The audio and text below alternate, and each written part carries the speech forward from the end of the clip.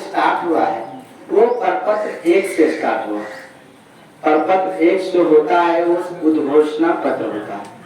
वो हमारे जिला के बंदोबस्त पदाधिकारी द्वारा दिया जाता है, जो कि हम अपने प्रतिनिधि को देते हैं और रैयतों को बताते हैं कि आप अपने सभी जमीन का मेल बनवा लें। मेल का मतलब होता है आरी। आरी समझते हैं ना, खेत का जो आरी होता है वो एकदम ठोस कर ले। ऐसा होता है ना कि खेत में कहेंगे धान का खेती कर रहे हैं या गेहूं का खेती कर रहे हैं या मकई का खेती कर रहे हैं, बगल वाला जमीन वाला ऐसा होता है कि उसको आरे में खाली ज्यादा पड़ता है, वो आर में जा छाटते जाएगा, लास्ट उसको काटते काटते 1 डिसमल से 2 डिसमल घुसा देगा। तो ऐसा में जो अभी हुआ हम लोग का जो एरियल सर्वे के द्वारा जो नक्शा मिलेगा, जो आपका एग्जैक्ट दखल जो है आपका वही मिलेगा। अगर आप लोगों को एग्जैक्ट दखल अगर 20 डिसमल में से 18 डिसमल है तो 18 डिसमल ही मिलेगा। लेकिन ये तो गलत बात है, ये तो विवाद की परिस्थिति उपस्थित हो जाएगा कि सर जमीन मेरा केवला में 20 डिसमल है तो आप 18 डिसमल क्यों दे रहे हैं। उसके लिए ही सरकार द्वारा पहले उद्घोषणा किया गया कि आप अपना मेयर बनवा लें। तो संभव है मेयर बनवाना। आज से अगर यहाँ सर्वे स्टार्ट हो गया, अगर इस राजस्व ग्राम के सभी रैयत को हम बोलेंगे कि आप अपना मेयर बनवा लीजिए तो एक अमीन साहब पूरा मौजा को नाप सकते हैं? नहीं हो पाएगा। अरे 10 अमीन भी आ पाएगा तो नहीं नाप पाएगा, संभव ही नहीं है। 3-4 महीना उसके लिए आपको 18 डिसमल के जगह 20 डिसमल ही चाहिए। तो उसके लिए आपको प्लॉट पे रहना आवश्यक है। जब भी हम प्लॉट वेरीफाई करने आएंगे, इस्तेमाल करने आएंगे, तो आपको प्लॉट पे रहना है। हमको पता रहेगा कि आपका जो 2 डिसमल जमीन बढ़ा है वो किधर बढ़ा है, ये हमको 100% पता रहेगा, क्योंकि हमको उस टाइप का नक्शा दिया गया है कि कौन आपका जमीन आबाद है। तो मैं आपको जमीन निकाल के नाप के नहीं दे रहा हूँ, मैं आपका खतियान जो पुराने वंशज के नाम से है उसको सुधार करके आपका खाता खिसरा सारा आपका जो खतियानदारी है उसका नाम चेंज करने आए। लेकिन सर मेरा तो 20 डिसमल जमीन है, आप 18 डिसमल क्यों दीजिएगा, हमको 20 डिसमल ही चाहिए। तो उसके लिए आप जब हम प्लॉट पे जाएंगे, आप हमारे साथ रहिएगा, तो उस समय हम जो है 2 डिसमल बढ़ा देंगे। उस समय हो सकता है हमको फीता भी चलाना पड़े, तो ये आप लोगों का सहयोग होगा कि आप लोग फीता पकड़िएगा। ऐसे नहीं कि हम लोग प्राइवेट अमीन आते, सरकारी अमीन आया तो वही 2 स्टाफ लेकर आएगा फीता पकड़ेगा। हम सिंगल अमीन आपके मौजा में रहेंगे और सिर्फ हम नक्शा देखेंगे, आपको बताएंगे ये आपका प्लॉट है, ये इतना डिसमिल है, और आपसे हम पूछेंगे कि ये किनके नाम से जमीन है। हो सकता है कि वहाँ ससुर जी पहुंचे हुए हैं, जमीन पुतों के नाम से है। अब वो क्या करेंगे कि अपने नाम लिखा दिए। अब वहाँ हम खेसरा खोज रहे हैं 1820 में, ये तो रीता देवी के नाम से जमीन है, तो सुरेश यादव कौन है अब पता नहीं चलेगा। आप प्लॉट एग्जैक्ट आपको नहीं दे पाएंगे, प्लॉट गलत हो जाएगा। जहाँ जमीन आपको 20 डिसमल होगा वहाँ जमीन आपको 5 डिसमल मिलेगा, तो सर्वे तो गलत हो गया, प्लॉट एग्जैक्ट नहीं मिला। आपने अगर दावा आपत्ति भी नहीं किया, वो गलत होते होते 5 डिसमल का एक खतियान बन गया। अब क्या कीजिएगा, कोर्ट में दौड़ते रहिएगा, केस कीजिएगा, बहुत सारी परेशानी होगी। उस केस से बचने के लिए आपको अपने प्लॉट पर जब हम हमारे अमीन जी साहब जाएंगे तो आपको अपना उस प्लॉट का डॉक्यूमेंट साथ में रखेंगे कि अगर वो जमीन रीता देवी के नाम से है तो रीता देवी का नाम ही लिखवाएंगे, ताकि आपको एक्यूरेट एग्जैक्ट प्लॉट मिलेगा, जिससे गलत होने की कोई संभावना नहीं है। अब एक सवाल इसमें और आएगा कि खतियानी जमीन है सर, अब पिताजी तो मर गए, हम 5 भाई हैं, अलग अलग करके नापी करके आबादी कर रहे हैं, तो पिताजी का नाम लिखवाएंगे नहीं। अब तो पिताजी मर गए हैं तो आप जमीन का मालिक आप बनिएगा, तो आप जो 5 भाई अलग अलग प्लॉट करके जो आबादी किए हैं, उस पर्सनली प्लॉट पर आप अपना अपना नाम लिखवाएंगे। इससे क्या बेनिफिट्स होगा कि 5 भाई का नक्शा अलग हो जाएगा, हर एक को एक एक प्लॉट मिलेगा।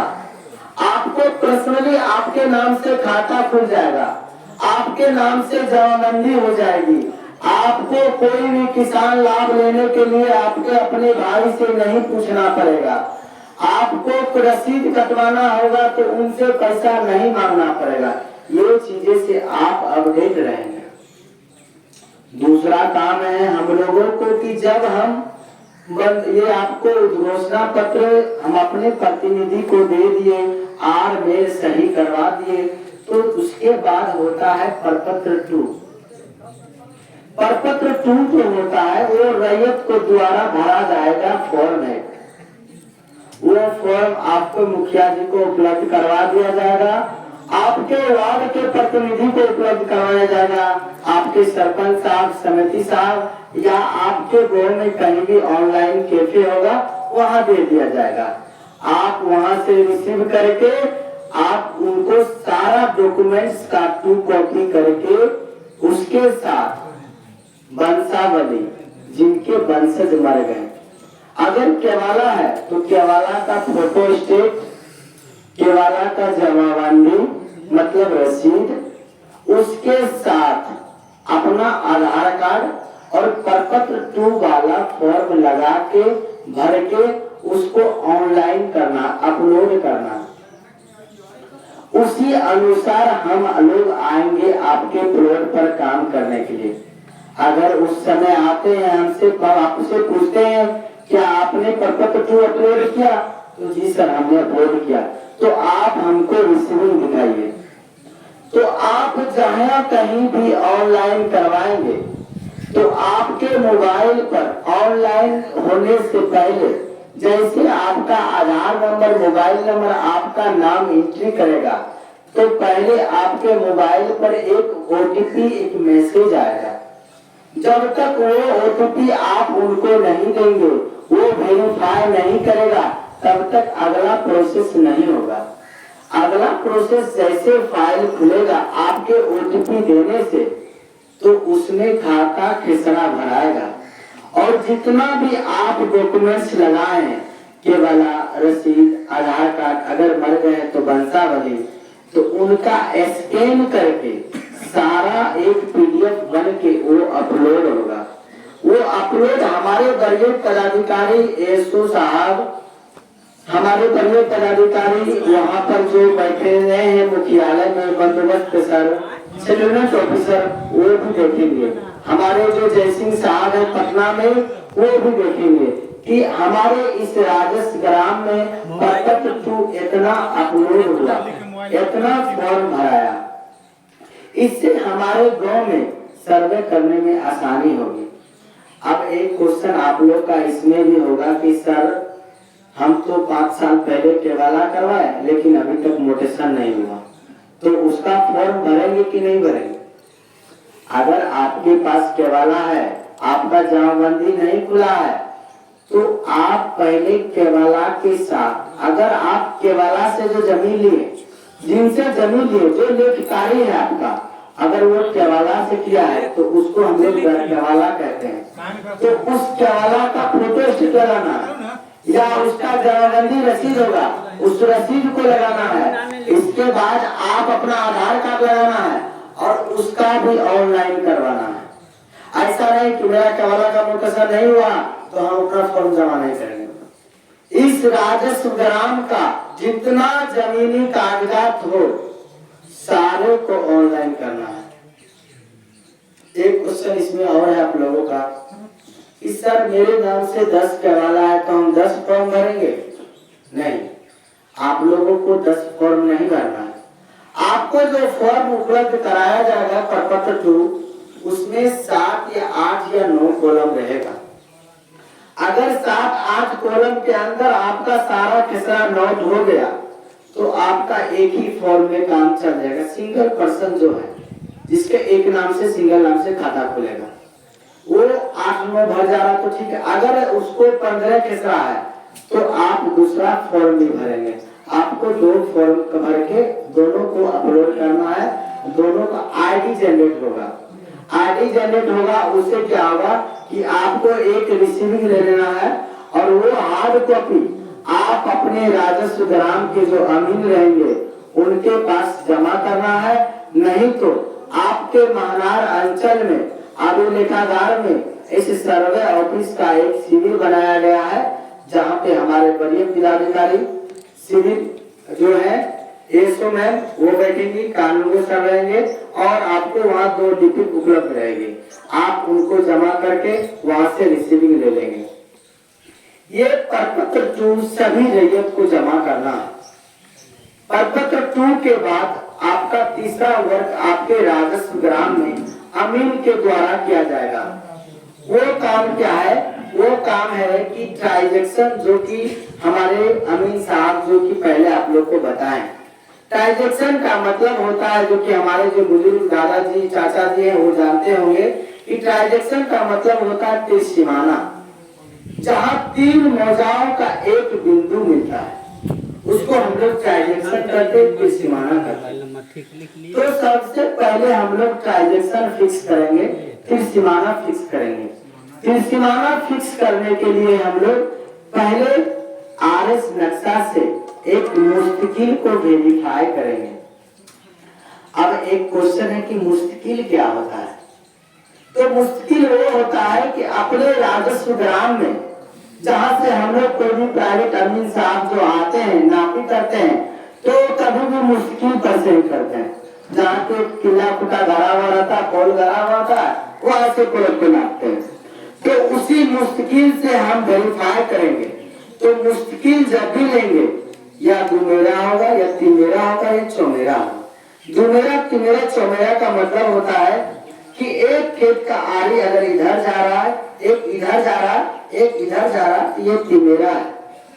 और यहाँ से मेरी ट्रांजैक्शन की दूरी वहां है, तो पहले इसकी लंबाई अपने नक्शा पे जो रिविजनल सर्वे द्वारा मिलेगा उस नक्शा की दूरी को नापेंगे। उसके बाद हम अपने फीता से उसको वेरीफाई करेंगे कि अगर मेरे फीता से उस दूरी का 500 फीट आ रहा है या 1 किलोमीटर आ रहा है तो एग्जैक्ट हो रहा है कि नहीं। अगर ये इस मौजा से उस त्रिसीमाना की दूरी एग्जैक्ट हो रहा है तो फिर हम दूसरे मौजा से भी उसको वेरीफाई करेंगे, तीसरे मौजा से भी वेरीफाई करेंगे।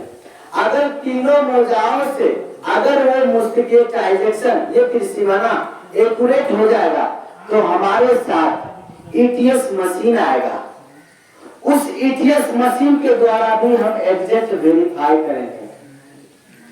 तो यहाँ एक क्वेश्चन और है कि सर ये वेरीफाई होगा अगर उस बीच में घास आ जाता है, पेड़ पौधे आ जाता है, पानी आ जाता है तो संभव नहीं है ट्रांजैक्शन पूरा होना।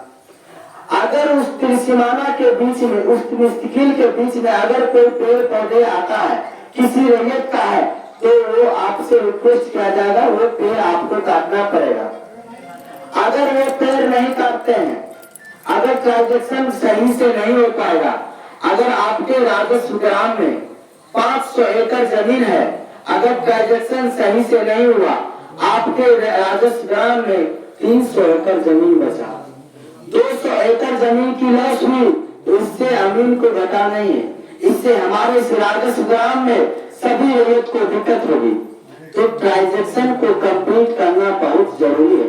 तो जो भी कठिनाई उसमें होगी आप लोगों का सहयोग करना बहुत जरूरी है, सहयोग लेना बहुत जरूरी है। ऐसा भी होगा कि हमारे बड़े बुजुर्ग जो हैं उनको 100% पता रहता कि ट्रांजैक्शन यहाँ त्रिसीमाना यहाँ, तो वो जानकारी हम ट्रांजैक्शन से 2 से 3 दिन पहले आपसे मिलेंगे।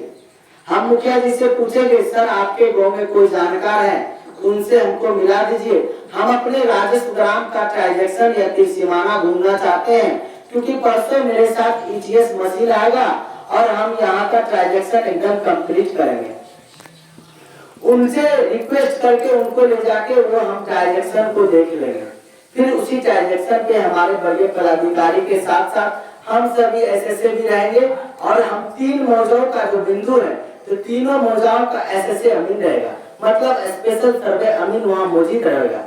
और तीनों अमीन अपने अपने अमीन से अपने अपने मौजे का जो मुस्तकिल है वहां से उस ट्रांजैक्शन को वेरीफाई करेगा और एक्यूरेट करेगा, और हमारा एक्यूरेट 500 एकड़ जमीन पुर जाएगा। तो हमको 1 डिसमल भी जमीन नहीं घटेगा हमारे राजस्व ग्राम में। उस ट्रांजैक्शन के करने के बाद हम लोग बाउंड्री करेंगे। बाउंड्री क्या होता है कि हमारे राजस्व ग्राम के चारों तरफ को हम मिलाएंगे कि हमारा चारों जो है एकदम सही है कि नहीं। मेरा बाउंड्री कहीं उसके मौजा में तो नहीं भाग गया कि जो एरियल सर्वे हुआ है, जो हवाई सर्वे 2016 में हुआ है, वो हुआ ऐसा कि अगर पानी वाला इलाका है तो मेरा जमीन अगर वहां से है और वो आरी यहाँ बना दिया तो मेरा जमीन उधर ही है, नक्शा मेरा यहाँ से बन का आया, तो हमारे मौजा में तो जमीन घट जाएगा, इसमें हमारे रेवत को परेशानी होगी। तो उसी को वेरीफाई करने के लिए हम लोग बाउंड्री करेंगे। बाउंड्री करेंगे तो ये आरी को हम अपने